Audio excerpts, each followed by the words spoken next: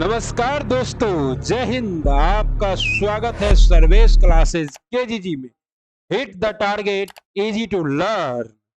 साथियों, प्यारे गुरुजी, भाभी शिक्षक, आपको पता ही है कि अब जो है फॉर्म भरने का डेट भी आ चुका है 15 जून। 15 जून से लेकर 17 जुलाई तक आप अप्लाई कर सकते हैं और आपकी परीक्षा अगस्त में होगी। तो ये सभी प्रक्रियाएं जारी हो चुकी है और अब शिक्षक बनने के लिए विशेष मेहनत की आवश्यकता है। और बीपीएससी शिक्षक भर्ती 2023 भारत का संपूर्ण भूगोल के तहत भारत का अफवाह तंत्र महासंग्राम, भारत का अफवाह तंत्र शिक्षक तब बने के बाद नारा का साथ आपके बीच उपस्थित है। और शिक्षक बनने का यह रास्ता इसी बुक से होकर गुजरता है। यह है आपका पार्ट 2। पूरा डिटेल तो आपको बता ही दिए है कि 15/6 से भराना स्टार्ट होगा, 12/7 तक अप्लाई होगा। आप लोग अपना जाति, आवासीय, आय सब कुछ जल्दी से अप्लाई कीजिए और बना लीजिए रुपया पैसा देकर, ठीक ना। पूरा डिटेल समझा दिए हैं। ये बेस्ट मॉडल पेपर था, लेकिन इसमें 150 क्वेश्चन है और अब जो है क्वेश्चन मात्र 120 आएगा, इसलिए। और ये भी क्लास पार्ट 1 था। ये इसमें आपको भारत का भौतिक विभाजन और भारत का हिमालय के बारे में और पूरा भारत का स्थिति विस्तार सब बताया है। ये सब क्लास भी आपको कराया जा रहा है, तभी तक आपने इन सभी क्लासों को नहीं किया है तो डिटेल से करिए और जुड़ जाइए हमारे साथ, हमारे अपने टेलीग्राम चैनल सर्विस क्लासेज केजीजी पे। ओके प्यारे गुरुजी, आइए स्टार्ट करते हैं। और हाँ, पेपर में भी आज न्यूज आ ही गया है, आप लोग देख ही लिए होंगे। और अगर नहीं देखे हैं तो एक बार हल्का सा दिखा देता हूं मैं कि क्या है। अब तो वैसे भी कैंडिडेट भर सकते हैं जो एपियरिंग कैंडिडेट हैं, जो 31 अगस्त तक पास कर सकते हैं क्या चीज, अपना बीएड या डीएलएड का एग्जाम, ना कि सीटेट या एस्टेट। बहुत सारे छात्रों में कंफ्यूजन है, कह रहा है सर हम अगला सीटेट पास करेंगे, जुलाई वाला भर देंगे। अरे भैया, सीटेट पास होना चाहिए, सीटेट पास वाले ही भर सकते हैं। लेकिन हाँ ये है, अगर आप सीटेट पास है एपियरिंग में और आपका डीएड और बीएड में आप लोग लास्ट ईयर में है, आपकी परीक्षा हो चुकी है या 31 अगस्त तक हो जाएगी, तभी आप एप्लीकेबल है। ऐसा नहीं है कि आपकी परीक्षा अगले साल होगी मई में, जून में, और आप कहिएगा हम फॉर्म भर देंगे, तो नहीं भर सकते, ठीक ना। आप लोग ये सब तो पूरा कल डिटेल में बता ही दिए हैं। अगर आपने अभी तक वो डिटेल वाला वीडियो नहीं देखा है तो उसको देखिए। आइए अब हम लोग स्टार्ट करते हैं अफवाह स्वरूप। व्हाट इज मीन्स ऑफ अफवाह? Drainage system. ड्रेनेज सिस्टम का मतलब क्या है? तो ड्रेनेज सिस्टम का मतलब क्या है? ड्रेनेज का मतलब होता है पानी, और पानी का जो पैटर्न है। तो अफवाह शब्द से तात्पर्य जल प्रवाह से। अफवाह शब्द से तात्पर्य किससे? जल प्रवाह से। जब आप भारत की भौतिक मानचित्र का अवलोकन करेंगे तब पाएंगे कि विविध क्षेत्रों में आने वाली छोटी छोटी जलधाराएं आपस में मिलकर एक मुख्य नदी का निर्माण करती है। आपको पता ही है कि गंगा भी वैसे कोई नदी है नहीं, बहुत सारी नदियों को मिलने से एक गंगा नदी का निर्माण होता है।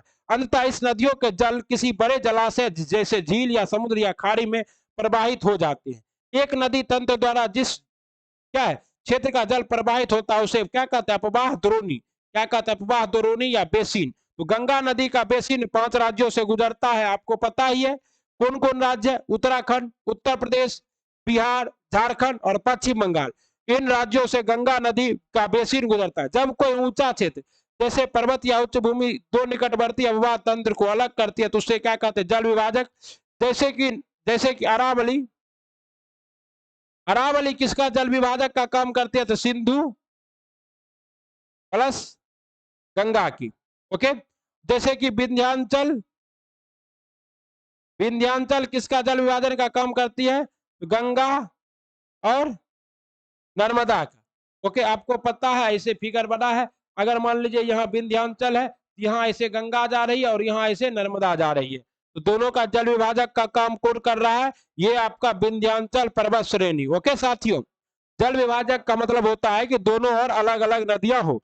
किसी भी अववाह तंत्र का विकास वहां की भू आकृतियों से निर्धारित होती है। भू आकृति के आधार पर भारत की नदियां दो भागों में विभाजित होती है। एक हिमालय की नदियां जो कि सदा नीरा है, और दूसरी नदियां है प्रायद्वीपीय भारत की नदियां। बच्चों, अलग अलग भौतिक प्रदेशों में इसकी उत्पत्ति होने के कारण नदियां एक दूसरे से भिन्न है। इसकी भिन्नताएं तथा हिमालय से नदियां। विश्व का सबसे बड़ी अफवाह बेसिन अमेजन का है, जबकि विश्व का सबसे बड़ा नदी कौन सा है? तो नदी है नील, ठीक ना।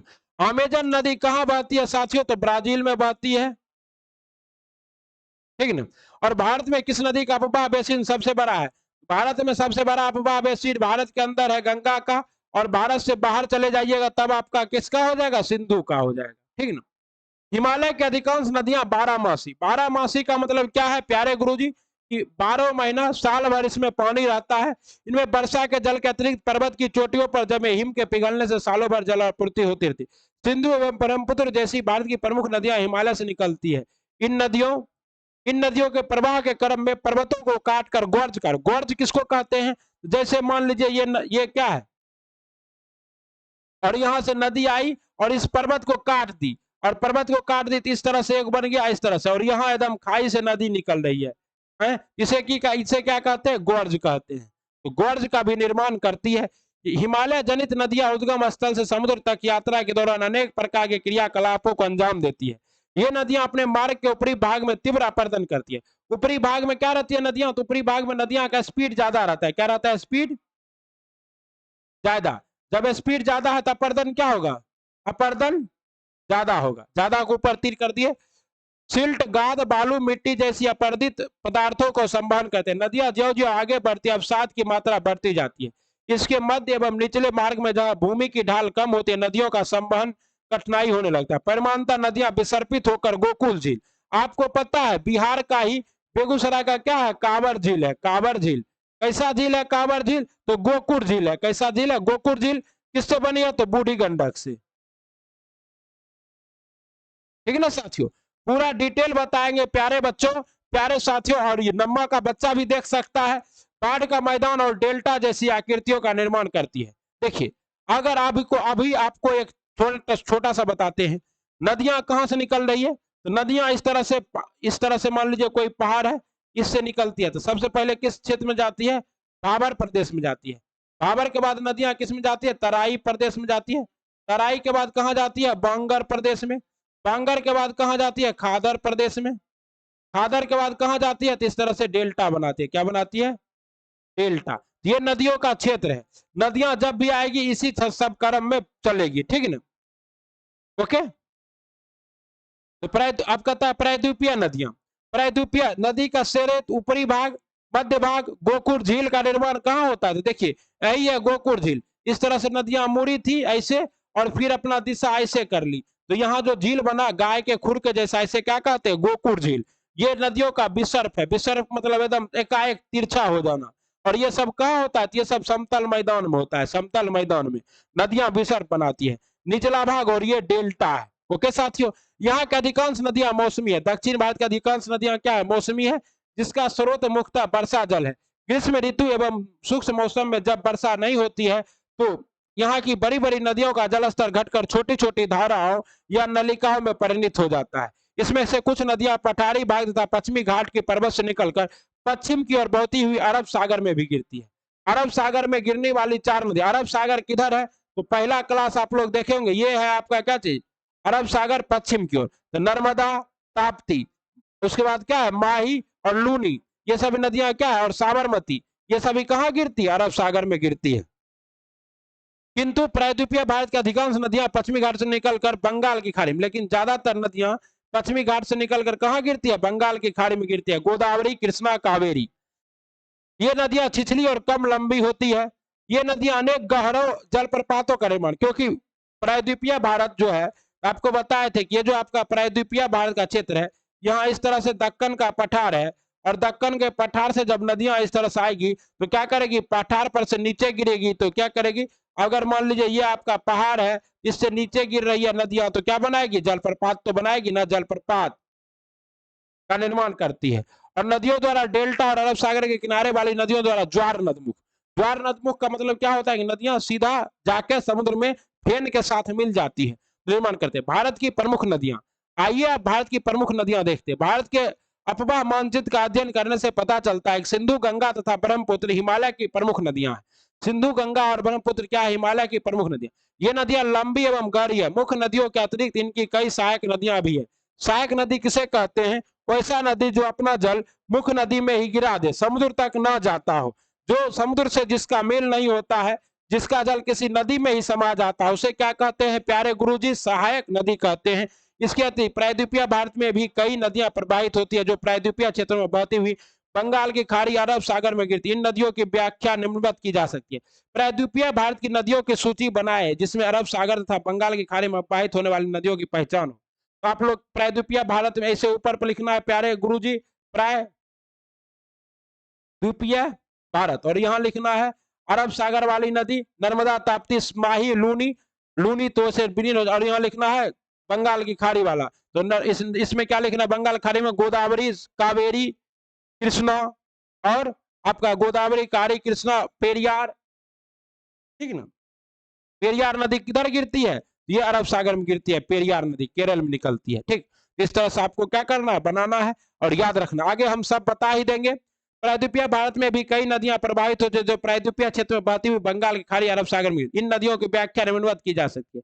नदियां अपने गाद से प्राकृतिक बांध का निर्माण करते हैं। प्राकृतिक बांध देखे हैं, नदियां क्या करते हैं, इस तरह से बह रही है और यहाँ पर क्या कर रही है, इस तरह से एकदम ऊंचा क्षेत्र, ऐसे ऊंचा क्षेत्र का निर्माण करा दे, इसे क्या कहते हैं, प्राकृतिक बांध कहते हैं। ठीक है, अधिवास के लिए अत्यधिक उपयुक्त माना जाता है। अब तो यहाँ पर लोग रहेगा क्योंकि नदियां बहुत ऊंची है। बिहार की राजधानी पटना किस नदी के तटबंध पर अवस्थित है, तो ये गंगा नदी के। ओके, सिंधु नदी, सिंधु नदी भारत की विशालतम नदियों में से एक है। सिंधु भारत की विशाल, यह तिब्बत के समीप मानसरोवर। तो सिंधु नदी कहां से निकलती है, तिब्बत के समीप मानसरोवर से। तिब्बत कहां है साथियों, तो यहाँ तिब्बत है। यहाँ से सिंधु ऐसे निकलकर ऐसे आती है भारत में। ठीक ना, कहां से भारत में प्रवेश करते हैं, दमचौक दर्रा के पास। पश्चिम की, दक्षिण पश्चिम, ये देख रहे हैं पश्चिम है, फिर इधर दक्षिण की ओर प्रवाहित होते हुए जम्मू कश्मीर के लद्दाख जिले में प्रवेश करती है। इस नदी का प्रवाह क्षेत्र 250 वर्ग किलोमीटर में फैला हुआ है, जिसमें जास्कर, इसकी सहायक नदियां कौन सी है, तो जास्कर है, नुब्रा है, सियोक है, हुंजा, हुंजा वैली की लड़कियां वाह गजब की खूबसूरत होती है। ठीक ना, ये प्रमुख सहायक नदियां आकर मिलती है लद्दाख में। एकदम नारंगी सेब के जैसा वो सबका गाल होता है, हम लोग की तरह काला काला नहीं। हुंजा जैसी प्रमुख सहायक नदियां आकर मिलती है लद्दाख में। सिंधु नदी गोर्ज का निर्माण करती है। गोर्ज क्या होता है बता दिए हैं, जिसे गिलगिट गोर्ज कहते हैं। पर्यटन के लिए आकर्षण का केंद्र बिंदु है। बलूचिस्तान तथा गिलगिट से होते हुए यह नदी अटक में पर्वतीय क्षेत्र से बाहर निकलती है। कहाँ, अटक में। तो मैदानी भाग में सिंधु नदी कहाँ प्रवेश करती है, अटक में। अटक कहाँ है साथियों, अटक है पाकिस्तान में। अटक कहाँ है, पाकिस्तान में है। ठीक ना, और यहाँ मिठानकोट और पाकिस्तान के मिठानकोट में के समीप सतलुज, ब्यास, रावी, चिनाब तथा झेलम आदि नदियां सिंधु में मिलती है। और उसके बाद सिंधु कहां जाकर, अरब सागर में जाकर गिर जाती है। तत्पश्चात यह नदी दक्षिण पश्चिम की ओर प्रवाहित होकर कराची के पूर्व मैदान का निर्माण करते हुए अरब सागर में गिरते हैं। हिमालय से निकलने वाली इस नदी की लंबाई 2900 किलोमीटर है, लेकिन भारत में यह मात्र 290 किलोमीटर ही बहती है। ओके साथियों, इस नदी की 1/3 प्रवाह क्षेत्र भारत में है। जम्मू कश्मीर, हिमाचल प्रदेश एवं पंजाब में। शेष भाग कहाँ है, पाकिस्तान में है। तो सिंधु नदी का उद्गम कहाँ से होता है, मानसरोवर झील से। सिंधु की सहायक नदियां कौन कौन सी है, तो अगर मान लीजिए सिंधु ऐसे आ रहा है, यहाँ सिंधु की नुब्रा, सियोक और क्या है, हुंजा घाटी। इधर से सिंधु में आके मिलता है क्या चीज, सतलज, रावी, चिनाव, ब्यास, सभी नदियां क्या मिलती है, सिंधु में मिलती है। कहाँ मिलती है, मिठानकोट में मिलती है। कहाँ मिलती है, मिठानकोट, पाकिस्तान में। ठीक है ना, और सिंधु की सबसे बड़ी सहायक नदी कौन सी है, तो सिंधु की सबसे बड़ी सहायक नदी है सतलज, जो कि कहां से निकलती है, राकसताल झील से निकलती है। आइए अब हम लोग पढ़ते हैं मोस्ट इंपोर्टेंट गंगा नदी तक। इस नदी की मुख्य धारा भागीरथी की उत्पत्ति हिमालय स्थित गंगोत्री हिमानी के गोमुख से हुआ है। इसीलिए हिमालय की उत्पत्ति कहां हुआ, भागीरथी स्थित गोमुख हिमानी से हुआ है।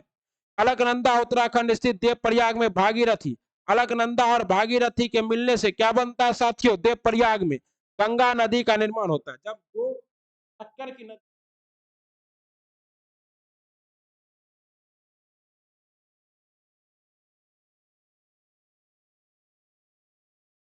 जब दो टक्कर की नदियां मिलती है तब क्या होता है, एक नई नदी का निर्माण होता है, जिसका नाम क्या पड़ता है, गंगा।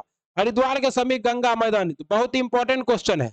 गंगा मैदान में कहां प्रवेश करती है, हरिद्वार के समीप प्रवेश करती है और करती है। इसकी लंबाई कितनी है, 2525 किलोमीटर। गंगा की लंबाई कितनी है, 2525 किलोमीटर है, जो देश के अंतर्गत उत्तराखंड, उत्तर प्रदेश, बिहार एवं पश्चिम बंगाल राज्यों से बहती हुई फरक्का होते हुए बांग्लादेश में प्रवेश करते हैं। जहां इसे बांग्लादेश में से किस नाम से जाना जाता है? पद्मा के नाम से जाना जाता है। हुगली भारत में गंगा की मुख्य शाखा है। चित्र 3.3 को देखें और गंगा कब्बा क्षेत्र का अध्ययन करें। आइए आपको चित्र दिखाते हैं। ये देखिए, ये आपका क्या है, यहां से निकल रही है गोमुख हिमानी से सतलज, और यहाँ से अलकनंदा आ रही है। देव प्रयाग में मिलने से क्या बनी? गंगा। और फिर गंगा ऐसे आ रही है, और यहाँ बंदरपुर से निकलने वाला क्या आ रहा है? समानांतर यमुना आ रहा है। यमुना और गंगा, यमुना में गंगा कहाँ से मिला? तो प्रयागराज में। इसके बाद गंगा कहाँ चलते आई? अपना बिहार में। बिहार को दो बराबर भागों में बांटते हुए और झारखंड के सीमा को टच करते हुए कहाँ चली गई? इसकी एक धारा इधर हुगली बना दिया, और एक धारा कहाँ चला गया? एक धारा चला गया आपका बांग्लादेश में, जिसे क्या कहते हैं? पद्मा कहते हैं साथियों। और नीचे जाके इसने क्या किया? वृक्षाकार डेल्टा बनाते हुए त्रिभुजाकार, विश्व का सबसे बड़ा डेल्टा सुंदरबन डेल्टा बनाते हुए समुद्र में समा गई। कौन? गंगा मैया हमारी।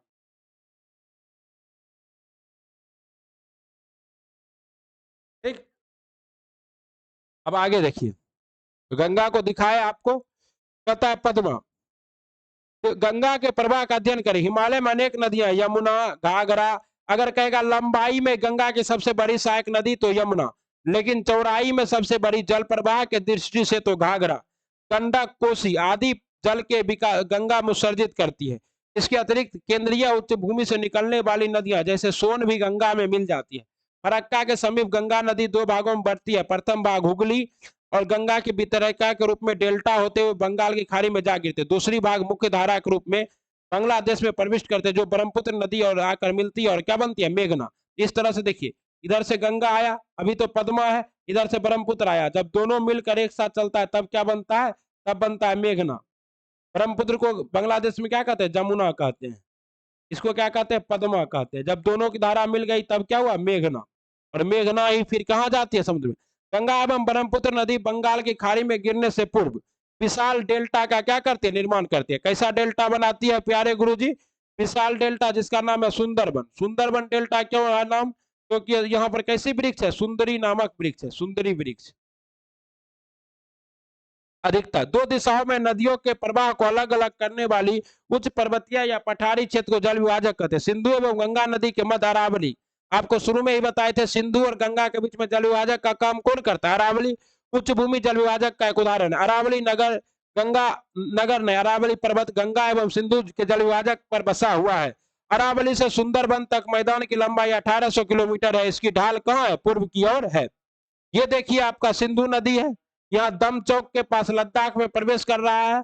ओके, और यहाँ पर निकल रहा है और यहाँ जा रहा है। और सिंधु की सहायक नदियां आपका झेलम, चिनाब, रावी, सतलज और ब्यास। ये सभी नदियां किसकी सहायक नदी है? सिंधु की। और इधर से आकर मिलता है आपका सिंधु में श्योक, नुब्रा, हुंजा। ठीक है ना? ये सभी नदियां कहाँ मिलती है? सिंधु में मिलती है। किधर से? ऊपर से।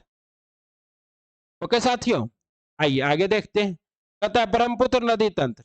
कहता है 1 मीटर प्रति 6 किलोमीटर स्क्वायर दर से सुंदरबन की तरफ घटता जाता है।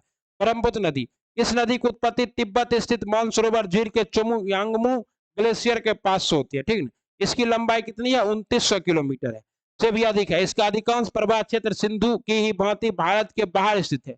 यह उत्तर में हिमालय के समानांतर प्रवाहित होकर नामचा बरुआ शिखर के समीप यू आकार की घाटी, कैसे एकदम ऐसे मुड़ता है, ऐसे आ रहा है ऐसे, और नामचा बरुआ की तरह सीधे ऐसे मुड़ जाएगा। तो यू आकार की का मोड़ बनाकर अरुणाचल प्रदेश में गोर्ज के माध्यम से प्रवेश करती है। यह स्थानीय भाषा में से क्या कहते हैं? दिहांग। क्या कहते हैं? अरुणाचल प्रदेश में से दिहांग के नाम से। असम के समीप बूढ़ी दिहांग, दिसांग और कोपली लोहित। लोहित नदी किसकी सहायक नदी है? तो ये मोस्ट इंपोर्टेंट है, लाल नदी इसको कहते हैं। लोहित को क्या कहते हैं? लाल नदी। केवना एवं सहायक नदियां दक्षिण से आकर ब्रह्मपुत्र नदी से मिल जाती है। हिमालय से आकर मिलने वाली सहायक नदियों में शुभश्री, कुमेंग, धनश्री, मानस, तिस्ता आदि है। ब्रह्मपुत्र का उद्गम क्षेत्र तिब्बत तक शीत एवं शुष्क क्षेत्र है, जहां नदी के जल में सिल्ट की मात्रा नगण्य होती है। किंतु जब यह नदी उच्च पर्वत क्षेत्र से गुजरती है तथा असम में जब अनेक धाराएं इसमें मिलती है, तो इस नदी में जल और सिल्ट की मात्रा और अधिक बढ़ जाती है। यहाँ यह गुफित होकर अनेक द्वीप दियारा को जन्म देती है। सिंधु नदी के ब्रह्मपुत्र नदी अनेक दियारा को जन्म। क्या आप जानते हैं ब्रह्मपुत्र नदी को तिब्बत में सांगपो और बांग्लादेश में क्या कहते हैं? जमुना कहते हैं। और भारत में भी इसका दो नाम है, एक नाम है इसका क्या चीज, दिहांग, और दूसरा नाम है आपका ब्रह्मपुत्र, ठीक है ना। यह एक प्रकार की पूर्ववर्ती पूर्ववर्ती नदी किसे कहते हैं, वैसी नदियां जो बहुत समय से बहते आ रही, हिमालय के निर्माण से पहले से बहने वाली नदी को पूर्ववर्ती नदी कहते हैं। बिहार में प्रवाहित होने वाले प्रमुख पूर्ववर्ती नदियों की सूची बनाए तो कोसी, गंगा, ये सब कैसी नदियां।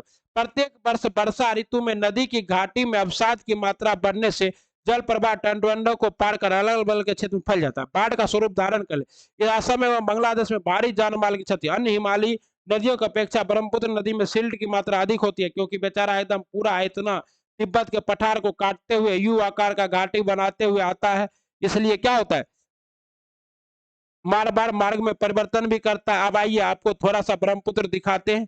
यहाँ देखिए तिब्बत के समीप चमू एंगमू मानसरोवर से क्या हिमालय की इसकी उत्पत्ति हो रही है। नामचा बरुआ के पास आया और यू आकार के घाटी बना के पहले क्या कहलाया, दिहांग, और उसके बाद ब्रह्मपुत्र नदी, और यहाँ सांगपो नदी, और यहाँ आया और फिर यहाँ बांग्लादेश में गया और फिर गंगा से मिला और मेघना कहलाया, और यहाँ पर क्या किया, सबसे बड़ी डेल्टा का निर्माण कर दिया। इसकी सहायक नदियां क्या है, इसकी सहायक नदियां हैं लोहित, मानस, दिहांग, दिबांग, तिस्ता, ये सभी क्या है, ब्रह्मपुत्र की सहायक नदियां हैं। ओके साथियों, आइए अब अगला है आपका यमुना नदी, गंगे चौ यमुने। तो यह नदी हिमालय के यमुनोत्री नामक हिमालय, यमुनोत्री के पास एक जगह है जिसका नाम है बंदर पूछ। तो कहां से निकलती है, बंदर पूछ से निकलती है, ठीक है ना। 1375 किलोमीटर की दूरी तय करते हुए प्रयाग इलाहाबाद के निकट गंगा में मिल जाती है। इसकी प्रमुख सहायक नदी चंबल बेतवा के नदी है, इसके दाहिने तट से आकर मिलता है। घाघरा, घाघरा यह नदी ट्रांस हिमालय क्षेत्र के करनाली स्थित माचा चुंगा हिमनद से निकलते हैं, ट्रांस हिमालय, और यह दक्षिण पूर्वी दिशा में बहकर हिमालय को पार करती हुई इसे पर्वतीय क्षेत्र में करनाली, क्या कहते हैं, करनाली, मैदानी क्षेत्र में घाघरा के नाम से जाना जाता है। यह नेपाल से प्रवाहित होकर छपरा के पास, कहा, छपरा के पास शारदा नदी का जल ग्रहण कर गंगा में मिल जाती है। इसे उत्तर भारत में सरयू के नाम से भी पुकारा जाता है। अयोध्या किस नदी के किनारे स्थित है, सरयू नदी के किनारे। ओके, गंडक नदी, यह नदी महान हिमालय से निकलकर नेपाल होते हुए बिहार के चंपारण में प्रवेश करती है। इस नदी के परिवहन मार्ग में तीव्र परिवर्तन और अवसाद से अत्यधिक निक्षेपण से बाढ़ का आशंका बने। इस नदी के साथ कई पौराणिक दंत क्या है, किंवदंतियां जुड़ी हुई है, और कहा जाता है कि गंडक नदी में शालिग्राम भगवान मिलते हैं, ठीक है ना। अब है कोसी, कोसी यह नदी हिमालय के गोसाईनाथ से निकलकर नेपाल होते हुए बिहार के सुपौल जिले में प्रवेश करती है। तो ये मोस्ट इंपॉर्टेंट है, कहेगा कोसी कहाँ प्रवेश करती है, तो सुपौल जिले में, ठीक है ना। और उद्गम स्थल के समीप कोसी की मुख्य धारा अरुण कोसी कहलाती है, अरुण वरुण ये सभी। इसकी अन्य सहायक धारा है मलाची, भोटिया, सप्तकोशी, तांबा, मिखलू, दुग्ध तथा तंबू, ये सभी मिलकर कोसी के रूप में बिहार में सुपौल में प्रवेश करती है। ओके, इसकी अतिरिक्त कई अन्य धाराएं समाहित होकर कुर्सेला के निकट गंगा में जाकर मिलती है। कहाँ, कुर्सेला, कुर्सेला कहाँ है, तो सहरसा या फिर कहिए कटिहार में अभी चला गया है, तो कटिहार में। इस नदी की लंबाई 230 किलोमीटर है। यह नदी भी तीव्र मार्ग परिवर्तन करती है। गंगा द्वारा लाई गई नवीन जलोढ़ मिट्टी से निर्मित बाढ़ के मैदान को टाल के नाम से पुकारा जाता है। बिहार के टाल का विस्तार कहाँ होता है, देखिए मोकामा टाल है, बरैया टाल है,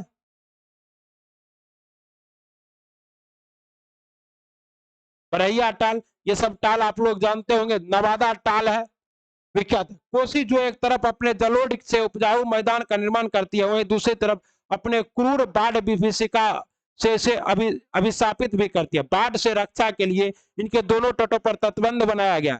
बिहार राज्य के कोसी नदी में बाढ़ आने से अपार क्षति के कारण इसे बिहार का क्या कहा जाता है, शोक भी कहा जाता है। अब आइए प्रायद्वीपीय भारत की नदी, प्रायद्वीपीय भारत की सबसे पहली नदी जो कि अमरकंटक से निकलती है और खंभात की खाड़ी में गिरती है, वो नदी कौन है, आपकी नर्मदा नदी है। ओके, कहता मध्य प्रदेश में अमरकंटक से निकट मैकाल की पहाड़ी से निकलने वाली नर्मदा नदी पश्चिम की ओर एक ब्रंश घाटी से बहती है। खंभात की खाड़ी भरूच के निकट में गिरने से पूर्व विविध दर्शनीय स्थलों का निर्माण करते। जबलपुर के निकट भेड़ घाट में संगमरमर के शैल खंडों में यह नदी गहरे ग्वार से बहती तथा धुआंधार जलप्रपात या कपिल धारा का निर्माण करती है। कहता है धुआंधार जलप्रपात किस नदी पर है? नर्मदा नदी पर है। नर्मदा नदी कहां से निकलती है? अमरकंटक के पास मैकाल पहाड़ी से निकलती है, ठीक ना। और नर्मदा की अधिकांश सहायक नदियां छोटी छोटी है जो समकोण पर मुख्य धारा में मिलती है। इस नदी की लंबाई 1312 किलोमीटर है। मध्य प्रदेश और गुजरात के राज्यों में बहती है। यह प्रायद्वीपीय भारत की दूसरी सबसे लंबी नदी है। पहली कौन है? तो पहली कौन है? पहली है गोदावरी, ठीक ना। और नर्मदा नदी को ही गुजरात की क्या कहा जाता है? जीवन रेखा। और सरदार सरोवर बांध जो है वो किस नदी में बनाया गया है? नर्मदा नदी पर ही बनाया गया है। ओके, अब आइए ताप्ती नदी। ताप्ती ताप्ती नदी मध्य प्रदेश के बैतूल जिला के स्थित, कहा? मध्य प्रदेश में बैतूल जिला में स्थित सतपुरा की पहाड़ी से निकलती है। यह नर्मदा की भांति भ्रंश घाटी से निकलकर नर्मदा के समानांतर मध्य प्रदेश, गुजरात एवं महाराष्ट्र राज्यों से होते हुए खंभात की खाड़ी में गिरती है। सूरत के निकट पुराना इसकी एकमात्र क्या है? एक बार सहायक नदी है। इसके अतिरिक्त पश्चिम की ओर बहने वाली नदियों में गुजरात की साबरमती, पश्चिम की ओर बहने वाली में क्या है? गुजरात की साबरमती नदी, जिसके किनारे कौन स्थित है? अहमदाबाद तथा माही प्रमुख है। माही नदी ही कर्क रेखा को कितने बार में काटते हैं? कर्क रेखा को 2 बार काटती है। इसके अतिरिक्त पश्चिमी घाट पर्वत से निकलकर अनेक नदियां अरब सागर में गिरती है। इसमें गोवा की मांडवी, जुआरी, कर्नाटक की किलिंद्री, गंगावली और श्रावस्ती, नेत्रवती और केरल की पेरियार प्रमुख है। पंबा तथा मणिमाला प्रमुख, कुछ प्रमुख छोटी तथा तीव्रगामी नदियां। राजस्थान के मरुस्थलीय भाग से होकर बहने वाली लूनी नदी प्रधान नदी है। ओके, राजगीर में गर्म पानी का झरना तथा काकोलत का ठंडा पानी का झरना बिहार राज्य में स्थित जलप्रपात के उदाहरण है। ओके, ये नवादा में स्थित है। काकोलत जलप्रपात कहां स्थित है? तो काकोलत नवादा में और राजगीर में। कहता महानदी, कहता यह प्रायद्वीपीय भारत में बंगाल की खाड़ी में प्रवाहित होने वाली तीसरी लंबी नदी है। इसकी लंबाई कितनी है? 890 किलोमीटर है। विश्व का सबसे लंबा बांध हीराकुंड बांध किस नदी पर है? महानदी पर है, उड़ीसा में। यह नदी छत्तीसगढ़ स्थित रायपुर के निकट निकलकर उड़ीसा में बहते हुए बंगाल के खाड़ी में मिलती है। इसकी अपवाह प्रणाली का विस्तार छत्तीसगढ़, झारखंड, उड़ीसा में। इसकी प्रमुख सहायक नदियां है शिवनाथ, हसदो, मांद, जोक और तेल। तो मोस्ट इंपॉर्टेंट है, ये बहुत बार पूछा जाता है। शिवनाथ, हसदो, शिवनाथ, हंसदेव, मांद, जोक और तेल। और गोदावरी की सहायक नदी को अभी जोड़ा जा रहा है, लिंक परियोजना, तो आगे बताएंगे। साबरमती और माही नदियां किन किन राज्यों से प्रभावित होती है? तो साबरमती गुजरात से और माही राजस्थान और गुजरात से प्रभावित होने वाली नदियां हैं। ओके, आप लोग चाहे तो साबरमती और माही को मैप में देख सकते हैं प्यारे गुरुजी। ये देखिए नर्मदा, ताप्ती और यहाँ पर आपका है माही और साबरमती, ठीक है ना। ये नदियां अभी यहीं पर है। ओके,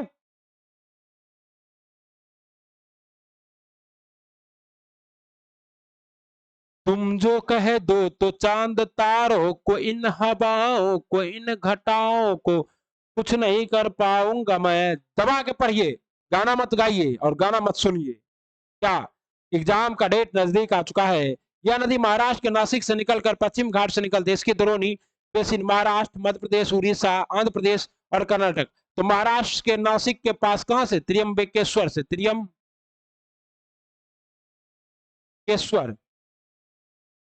केश्वर से निकलते हैं। त्र्यंबकेश्वर पहाड़ी से या आपका यह त्र्यंबक पहाड़ी से निकलती है। कौन सी? गोदावरी नदी। यह प्रायद्वीपीय नदी सबसे लंबी नदी है। इसकी लंबाई 1450 किलोमीटर है। इस नदी का 50% अबवा बेसिन महाराष्ट्र में विकसित हुई है। परनहिता, वर्धा, मंजीरा, वेनगंगा तथा पेनगंगा इसकी प्रमुख सहायक नदियां हैं। बड़े आकार एवं विस्तार के कारण दक्षिण भारत में इस नदी को दक्षिण की गंगा या बिरध गंगा, दक्षिण की गंगा या बिरध गंगा किसे कहते हैं? गोदावरी को कहते हैं। ओके, अब कहता है कृष्णा नदी पश्चिमी घाट स्थित महाबलेश्वर, कहा? महाबलेश्वर महाराष्ट्र के निकट सरोज से निकलकर यह लगभग 1290 किलोमीटर क्षेत्र प्रवाहित होकर बंगाल खाड़ी में गिरती है। इसकी अबवा बेसिन का विस्तार महाराष्ट्र, कर्नाटक, आंध्र प्रदेश राज्य में है। इसकी प्रमुख सहायक नदियों में दूध गंगा, पंचगंगा, तुंगभद्रा, कोयना, घाट प्रभा, माल प्रभा, मूसी तथा भीमा है। मोस्ट इंपॉर्टेंट है अबवा, ये आपको पूछा जाता है इनमें से कौन सी कृष्णा की सहायक नदी नहीं है? तो आप लोग याद रखिए, दूध गंगा, पंचगंगा, तुंगभद्रा, कोयना, घाट प्रभा, माल प्रभा, मूसी तथा भीमा कृष्णा की सहायक नदी। अब है कावेरी नदी। कावेरी को दक्षिण गंगा कहते हैं और कृष्णा गोदावरी को दक्षिण की गंगा। तो इसमें कंफ्यूज नहीं होना है। कावेरी की उत्पत्ति पश्चिम घाट स्थित परमगिरी पहाड़ से, इसकी लंबाई क्या है 760 किलोमीटर स्क्वायर। इस नदी का भूभाग बेसिन तमिलनाडु, केरल एवं कर्नाटक राज्य में फैला हुआ है। इसकी प्रमुख सहायक नदियां केरल एवं कर्नाटक राज्य में फैला है। इसकी प्रमुख सहायक नदियां में अमरावती, भवानी, हेमवती, लोग पावनी, अकवाली, लक्ष्मण तीर्थ आदि कबनी। अतः यह नदी तमिलनाडु स्थित कुडलूर के दक्षिणी भाग में खाड़ी में मिलती है। उपरोक्त नदियों का कृत भी कई छोटी नदियां हैं जो पूर्व की ओर बहती हुई दामोदर, इनमें दामोदर, ब्रह्मणी, बैतरणी एवं स्वर्णरेखा प्रमुख है। क्या आप जानते हैं शिव समुद्रम जलप्रपात भारत का दूसरा सबसे बड़ा जलप्रपात है, जो कि किस नदी पर है? कावेरी नदी पर कर्नाटका में स्थित है। इस जलप्रपात के बिजली घर में मैसूर तथा कालोर स्वर्ण क्षेत्र की विद्युत प्रदान करता है। भारत का सबसे बड़ा जलप्रपात कौन है? उंड्रू, या फिर आप कह सकते हैं श्रावस्ती, श्रावती जलप्रपात किस नदी पर है? श्रावती नदी पर, जिसका नाम है जोग गोरसप्पा जलप्रपात भी जोग गोरसप्पा, या फिर इसे किस नाम से जाना जाता है? महात्मा गांधी जलप्रपात। जलाशय झील कश्मीर स्थित डल तथा बुलर झील, नैनीताल राजस्थान का सांबर झील, बेगूसराय का काबर झील, बिहार बेतिया का सरैया मान, दरभंगा का लक्ष्मी सागर जैसे जलाशयों से आप परिचित हैं। ये मानवीय उपयोग के साधन के साथ साथ पर्यटकों के लिए आकर्षण का केंद्र होते हैं। क्या आपने झीलों के महत्व को जानने का प्रयास किया है? जरा सोचिए, यदि उन स्थानों पर झील नहीं होता तब वे उतने पर्यटकों को आकर्षित कर पाते जितने आज करते हैं। प्राय जल भरे विशाल गड्ढे को क्या कहते हैं? झील कहते हैं। झीलों का आकार प्रकार के साथ साथ इसकी प्रकृति भी भिन्नता पाई जाती है। वर्षा के जल के जमाव तथा हिमानियों एवं हिम चादरों के पिघलने से झील का निर्माण होता है। झील मुख्यतः प्राकृतिक कारणों से निर्मित होती है। ओके, आइए पता निर्माण की दृष्टि से झील निम्नलिखित प्रकार के होते हैं। मोस्ट इंपोर्टेंट है ये आपका झील का प्रकार। मोस्ट सबसे पहले है धसौन घाटी झील। कौन सा झील है? धसौन घाटी झील।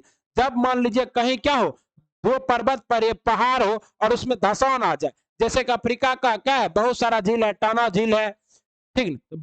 धसौन घाटी जल जमाव होता है, इस प्रकार का झील बन जाता है। अफ्रीका में इस प्रकार की झील संख्या अधिक है।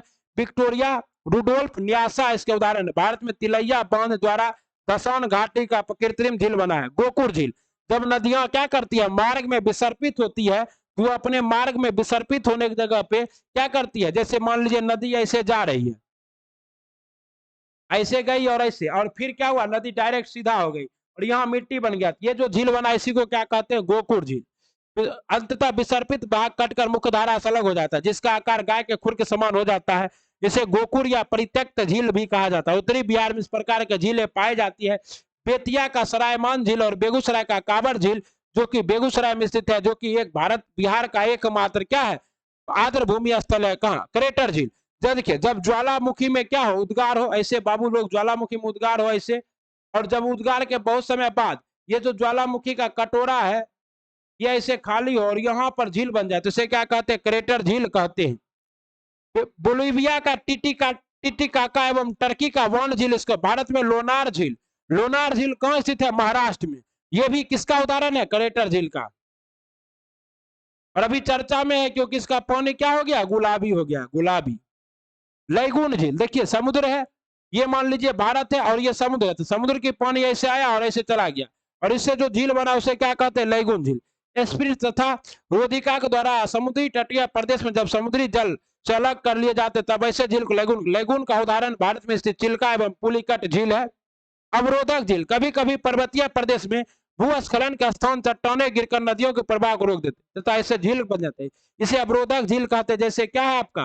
बुलर है, डल है, ये सब अवरोधक झील है। हिमानी झील, हिमालय क्षेत्र में हिमानी द्वारा निर्मित झील में नैनीताल, भीमताल, सातपताल आदि सुंदर झीलों के उदाहरण है। भूगर्भीय क्रिया से निर्मित झील, जम्मू कश्मीर में बुलर झील मीठे पानी की भारत की सबसे बड़ी झील है। जल विद्युत उत्पादन करने के लिए नदियों पर बांध बनाए जाने से भी झील का निर्माण हुआ है। जैसे भाखड़ा नांगल परियोजना के विकास से गोविंद सागर झील का निर्माण हुआ है, जो कृत्रिम झील में सबसे बड़ा झील है। कृत्रिम झील में क्या है? सबसे बड़ा झील है। कौन? गोविंद सागर। लोकटक एवं बरयानी जैसे कई मीठे पानी झील के साथ साथ राजस्थान का लवण युक्त सांबर झील भी इसी प्रकार। भारत का सबसे बड़ा झील कौन है? चिल्का झील है। उसके बाद आपका दूसरा सांबर। और भारत का सबसे बड़ा मीठे पानी का झील कौन है? भारत का सबसे बड़ा मीठे पानी का झील है बुलर झील।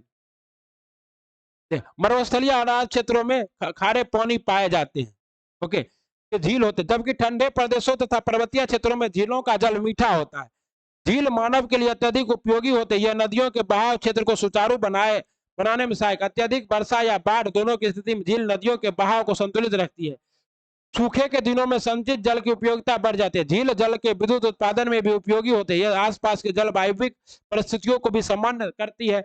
जलीय पारितंत्र के सुदृढ़ीकरण के लिए प्राकृतिक छटा को बनाए रखने के लिए झील आवश्यक है। मानव सभ्यता के जीवन रेखा के रूप में नदियां, आपको पता है कि भारत हो या फिर मिस्र हो या फिर चीन हो या फिर बगदाद हो, हर जगह सभ्यता का विकास कहाँ हुआ है? हर जगह सभ्यता का विकास हुआ है नदियों के किनारे, क्योंकि सभ्यताएं कहाँ पनपती है? नदियों के किनारे पनपती है। सभ्यता की जननी के रूप में नदी घाटी प्राचीन काल से ही जाना जाता है।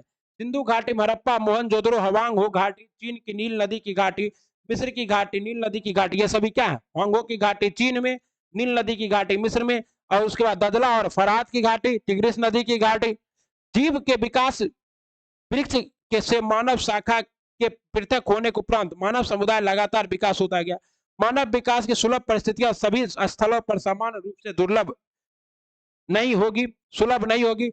विभिन्न विद्वानों एवं शोधकर्ताओं ने भी इस मत को स्वीकार किया है कि प्रागैतिहासिक मानव संस्कृति की खोज का प्रथम श्रेय फ्रांस के पाचर द पेथरेस को है। इन्होंने विभिन्न परमाणुओं का अध्ययन के पश्चात पेरिस के सीन नदी की सभ्यता को उद्भव केंद्र बताया। सीन नदी को क्या बताया?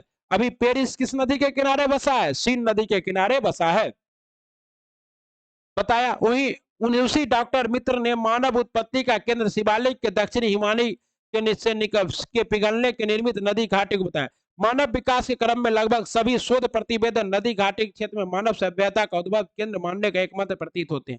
आज इलाहाबाद के समीप प्रयाग में गंगा यमुना सरस्वती का संगम श्रद्धालुओं के लिए धार्मिक आस्था का केंद्र बना हुआ है। बड़े बड़े नगरों तथा महानगरों का विकास भी नदी घाटी में हुआ है। आज उद्योग, कृषि कार्य तथा परिवहन साधनों को विकसित करने में नदियों की महत्वपूर्ण भूमिका। यद्यपि नदी जल का अत्यधिक दोहन एवं इन जलाशयों में कचरे का उत्सर्जन नदी की अत्यधिक प्रदूषित कर रहा है। आज वैश्विक स्तर पर यह चिंतन का क्या है? विषय है। ओके, कहता है क्या आप जानते हैं पटना स्थित गांधी सेतु भारत का सबसे लंबा 7 किलोमीटर लंबा सड़क पुल है। इसका निर्माण 1984 ईस्वी में किया गया था। गांधी सेतु किस नदी पर बना है? तो गंगा नदी पर बना है। ओके, कहता है प्रदूषण, बढ़ती आबादी के साथ जल का अनुप्रयोग भी तीव्र गति से बढ़ता गया है। यह हमारे घरेलू कार्य से लेकर औद्योगिक कार्य तक के लिए भी अत्यधिक उपयोगी संसाधन। आज जल संसाधन का उपयोग आर्द्र कृषि के फसलों के लिए हो रहा है। बाढ़ के समय नदियां विकराल रूप धारण कर लेती है। इस पर समय पर वह धरातल पर सभी कचरे, अधिवास जनित कचरे को भी अपने साथ लेकर जाती है। इससे नदियां क्या होती है? प्रदूषित होती है। ओके, जिससे जल की गुणवत्ता बुरी तरह प्रभावित होती है। कृषि कार्य में उर्वरक, कीटनाशक, पीड़कनाशी, वस्त्र धोने प्रयुक्त साबुन, सोडा, अपमार्जक तत्व घुलनशील जल को मल जल परिवाह, मवेशियों की सफाई जैसे मानवीय अनुक्रिया जल प्रदूषण को बढ़ावा देती है। 3.5 में मानवीय कार्यों के कारण आपदा वनों की अंधाधुंध कटाई से मृदा अपरदन की गति में तीव्र वृद्धि हुई है, जिससे नदियों के मार्ग में तीव्र अवसादीकरण हुआ है। इन्हें ठोस अवसाद, कीचड़, रासायनिक कचरे के बढ़ जाने और जलीय जीवों का संकट बढ़ गया है। पता है बड़े आकार के झील को समुद्र भी कहा जाता है, जैसे कैस्पियन सागर, मृत सागर या अराल सागर। क्या ये सभी क्या है? झील है, लेकिन बहुत बड़ा है, इसलिए इसका नाम क्या है? कैस्पियन सागर, मृत सागर और अराल सागर। वर्ष 1987, 2004, 2007 और 2008 में कोसी नदी के बाढ़ से बिहार राज्य में अपार जान माल के नुकसान हुआ है।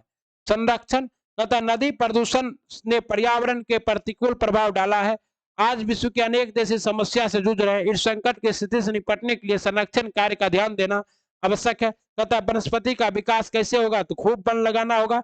राष्ट्रीय नदी संरक्षण योजना क्या है? नदियों में 90% जल का साधारण मानसूनी वर्षा और हिमालय क्षेत्र में हिम के पिघलने के कारण होती है, किंतु इनका अनिश्चित और अपरिमित वितरण बाढ़ और सुखाड़ जैसी प्रलयकारी परिस्थितियां पैदा करती है। इन परिस्थितियों या आपदाओं से निपटने के लिए नागरिकों के जागरूक होने की सरकारी तंत्र को योजनाबद्ध तरीके से कार्य करने की आवश्यकता है।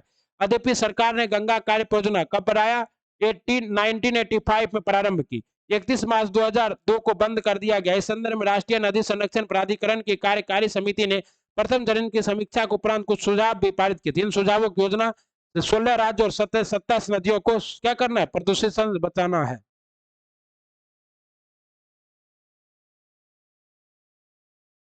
ओके, और थोड़ा देख ही लेते हैं। ठीक, मानवीय अनुक्रिया से जल प्रदूषण कैसे हो रहा है? कोई नहा रहा है, कोई कपड़ा धो रहा है, कोई भैंस धो रहा है, कोई लेटरिन बहा रहा है, इससे क्या हो रहा है? नदियां, कहता है किनारे बसे 152 नगरों शामिल किया। इस कार्य योजना के तहत 57 जिले प्रदूषण कम करने का प्रयास किया जा रहा है। प्रदूषण कम करने के लिए 215 योजनाओं को स्वीकृति प्रदान की गई है, जिसमें 69 योजनाएं पूरी तरह पूरी कर ली गई है। लेकिन हमको तो कहीं दिखता नहीं है प्रदूषण कम हुआ है, क्या साथियों? इस योजना के अंतर्गत झील संरक्षण कार्य में भी सम्मिलित किए गए। प्रारंभ में 2 झील पवई महाराष्ट्र, ऊटी तमिलनाडु में शामिल किया गया। आज गंगा, यमुना, गोमती सहित नदियों के तरह के संरक्षण के कार्यक्रम चलाए जा रहे। नमामि गंगा परियोजना मोदी जी के द्वारा 2014 में ही स्टार्ट किया गया। कृषि कार्य में रसायनों और पीड़कनाशी के प्रयोग को कम करने के लिए कैसी कृषि? जैविक कृषि। और आपको पता है कि बिहार के गंगा किनारे बसे 13 जिलों में जैविक कृषि को प्रोत्साहन देने का काम चल रहा है। राष्ट्रीय जल संग्रहण केंद्र का निर्माण।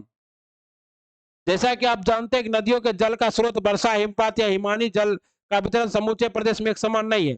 इसे सभी राज्यों में, इसलिए क्या बिहार में क्या बनाया गया है? रबर डैम बनाया गया, रबर डैम, जिससे क्या हो, गंगा के जल को फल्गु नदी में रोका जा सके। और ठीक न, एकाधिकार स्तर, वही पड़ोसी राज्य आवश्यक जलपूर्ति से वंचित है। ऐसी परिस्थितियों में जल वितरण को लेकर राज्यों के बीच विवाद उत्पन्न हो जाता। अतः पता है आपको, कावेरी नदी का जल विवाद कर्नाटका और किसके बीच? तमिलनाडु के बीच बहुत दिनों से है। ओके, तथा आवश्यकता अनुसार जल पर इसी से न केवल राज्यों में विवाद को हल किया जा सकता है, मानव जीवन पर अफवाह तंत्र के प्रभाव। तो मानव जीवन अफवाह के बिना तो संभव ही नहीं है। अफवाह तंत्र के किनारे ही मानव का, और वर्तमान में भी भारत की सर्वाधिक जनसंख्या कहाँ? अफवाह के समीप ही स्थित है। भागीरथी नदी पर स्थित टिहरी बांध विश्व की 5वीं एशिया की सबसे बड़ी नदी घाटी परियोजना है। टिहरी बांध किस नदी पर है? भागीरथी नदी पर है। और जिससे क्या होता है, और प्रथम प्रधानमंत्री जवाहरलाल नेहरू ने नदी घाटी परियोजना को क्या कहा था? भारत का मंदिर कहा था। ये सब इंपॉर्टेंट है। ओके साथियों, तथा नदियां अपने साथ लाए गए अवसाद का निक्षेपण मैदान की घाटियों में करती है, जिसमें जीवाश्म होता है। भारत की सर्वाधिक प्रदूषित नदी में साबरमती, माही एवं यमुना क्या है? प्रमुख है। ओके, अब देखिए, कहता है लक्ष्मी सागर झील किस राज्य में स्थित है? तो बताए थे, लक्ष्मी सागर झील बिहार में। इनमें से कौन लवणीय झील है? तो सांबर झील। गंगा नदी पर सिंधु गांधी सेतु किस शहर में बनाया गया? पटना में। तथा कौन सी नदी भ्रंश घाटी से होकर बहती है? नर्मदा और ताप्ती। कौन सी नदी प्रायद्वीपीय भारत की सबसे लंबी नदी है? गोदावरी। सिंधु जल समझौता कब हुआ था? 1960 में। सांगपो किस नदी का उद्गम कहां से होता है? सांगपो नदी का उपनाम क्या है? ब्रह्मपुत्र। इनमें से गर्म जल का जलप्रपात कौन सा है? तो गर्म बर्म कुंड क्या है? गर्म जल का जलप्रपात। कोसी नदी का उद्गम स्थल है गोसाई धाम। जल विभाजक का क्या तात्पर्य है? तो जब कोई पहाड़ या पर्वत जल को, जो अलग अलग जल को अलग अलग भागों में बांटते हैं, उसे क्या कहते हैं? जल विभाजक कहते हैं। उदाहरण दीजिए, जैसे अरावली सिंधु और गंगा के जल का क्या करते हैं? विभाजन करती है। इस तरह से और क्वेश्चन भी देख लो, भारत का सबसे विशाल नदी दोनों ने किसकी है? गंगा की। सिंधु एवं गंगा नदियां कहां से निकलती है? सिंधु मानसरोवर से, और गंगा गोमुख के हिमानी से। गंगा की 2 प्रारंभिक धाराओं के नाम तो भागीरथी और अलकनंदा, दोनों कहा? देव प्रयाग में मिलकर गंगा बनती है। लंबी धारा होने के बावजूद तिब्बत के ब्रह्मपुत्र में कम का सिल्ट क्यों है? क्योंकि ये किससे बहती है? पठार पर से बहती है। ठीक ना। कौन सी 2 प्रायद्वीपीय नदियां धसान घाटी से? नर्मदा और ताप्ती धसान घाटी से बहती है, समुद्र में प्रवेश करती है। ये क्या बनाती है? ज्वार नदमुख। जलवायु हम लोग कल करेंगे।